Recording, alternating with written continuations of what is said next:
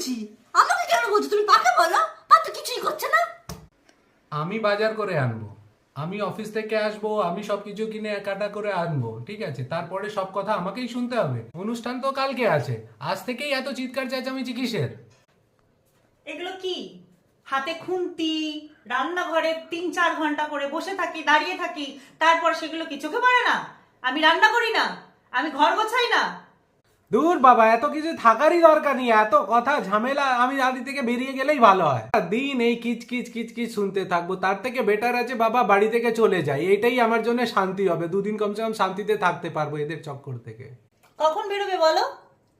কোথায় যাবে সেটাও বলে দাও। আমি আমার মতো করে ঠান্ডা মাথায় রান্না বান্না করে নি, ইচ্ছা হলে আসবে, না ইচ্ছা হলে 2 দিন পরে আসবে। যাও। তাই হবে, তাই হবে, সব এরকমই হবে। আমি চলে যাই, তারপরে বুঝতে পারবে। হ্যাঁ বলো বলো বলো, কি করতে চাইছো তুমি, বলতে পারবে? হ্যাঁ বলো, কি বলছো? এত তাড়াতাড়ি করে এরম ভাবে চলে আসছে, কি ব্যাপার? অনেক কিছু হয়েছে, অনেক কথাও শুনিয়ে দিয়েছো। যদি জন্মদিন করতে হয় করো, আর না করতে হয় যে যার মতো কাজ করো, আর আমাকে আমার কাজ করতে দাও। যাও এখান থেকে। দাঁড়াও, দাঁড়াও, দাঁড়াও, দাঁড়াও। এত ঝগড়া কেন? কালকে আমার বার্থডে, কালকে আমি যা ইচ্ছা যা ঠিক করবো, আর আজকে আমি ঠিক করবো।